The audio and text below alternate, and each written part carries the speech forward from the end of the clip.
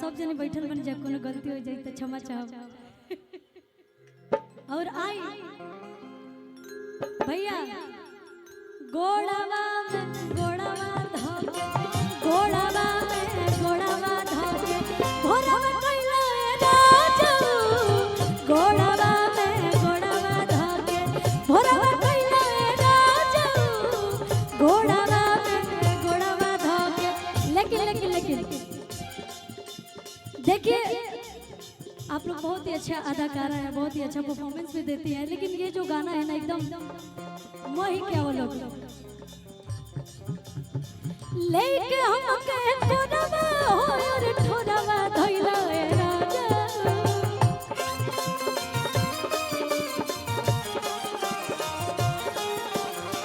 लेके हमके कोरवा हो और ठोरवा धइला ए राजा।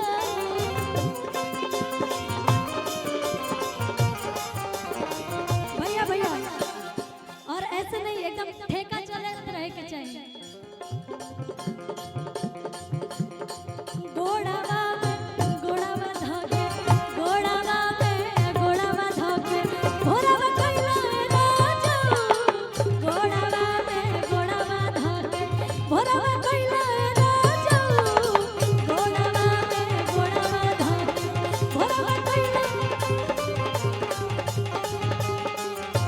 भैया भैया एक सेकंड एगो गीत चंदन भी हमारे मंच पे गईले रही, वो गीत हमरा इतना अच्छा लगल। हो कमाल पिया रसिया एही में, हो कमाल पिया रसिया जवानी होता बसिया, कमाल पिया रसिया जवानी होता, कमाल पिया रसिया। लेकिन ऐसे मजा नहीं आ रहा है। मैं चाहती हूँ कि आप एकदम तनी आई जा घेर के। हो कमाल पिया रसिया, हो कमाल पिया रसिया जवानी होता बसिया, कमाल पिया रसिया जवानी होता बसिया, कमाल जवानी होता बसिया, कमाल गोड़ावा में गोड़ावा धोके, गोड़ावा में गोड़ावा धोके भोरवा कइला राजू, गोड़ावा में गोड़ावा धोके भोरवा कइला राजू, गोड़ावा में गोड़ावा। देखिए बहुत सारा गाना बजाना भइल है और हमारे बीच हमारे इंडस्ट्री के जितने भी हमारे बड़े बड़े कलाकार, हमारे गार्जियन जैसे सभी हैं, क्योंकि सभी लोग मुझे इतना ही प्यार करते हैं ना कि मुझे लगता ही नहीं है कि मतलब सभी मेरे बड़े भैया बड़े बहन हैं। लेकिन हम कहेंगे कहलस लइकिया और लहे लहे खेला सब खेल गइला, बिना ऑर्डर के बॉर्डर पर हेल गइला।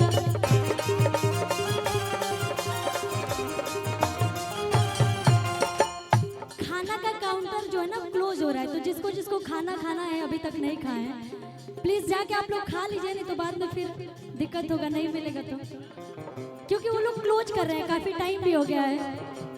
कहला कि लाहे लाहे खेला सब खेल गइला, बिना ऑर्डर के बॉर्डर पर हेल गइला।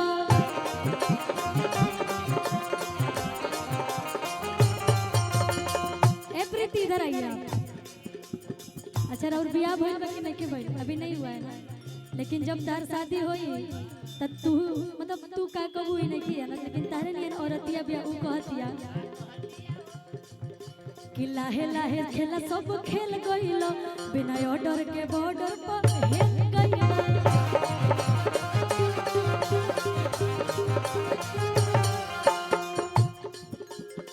सुई में डाले के डोरवा होयो कोरवा धइला रे राजा,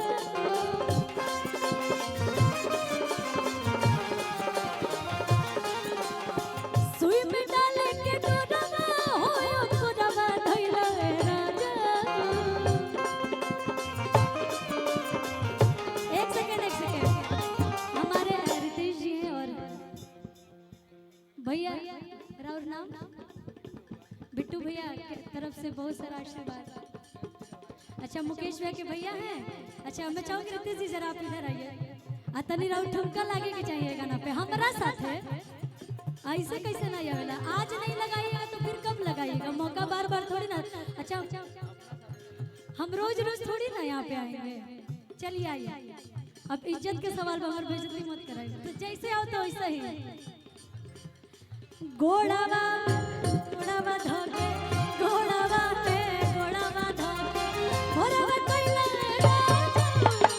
गोड़ावा पे गोड़ावा धोके गोड़ावा कइला गोड़ावा पे गोड़ावा धोके।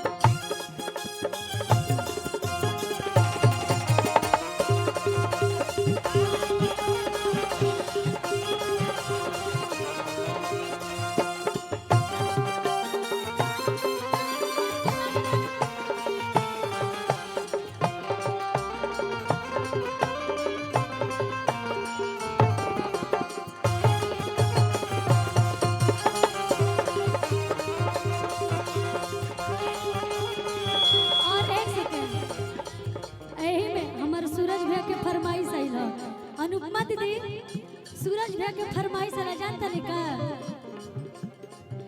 कि तोरा चलते हो जे तो मोडो जहानाबाद मोड़ा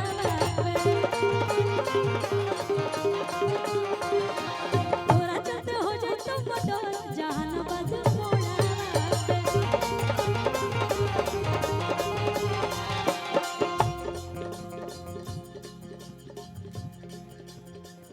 लेकिन एगो औरत बिया देखिए कम समय में आप सबके जोन एक दूगो फरमाइश बा पूरा कर देते हैं। ओकरा बाद से बहुत सारा कलाकार बनी जा कहला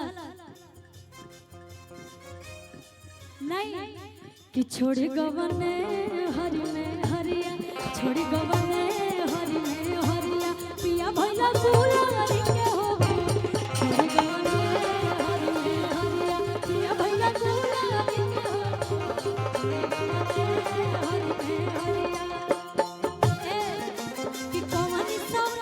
कवानी सवतिया मरले बमतिया कवानी सवतिया मरले बमतिया अपन गुजरिया के गइल तू भूल कि सुना सुना लागेला से जरिया सुना सुना लागेला से जरिया पिया भइला गुलारी के हो छोड़ी गवने हरि हरि पिया भइला गुलारी।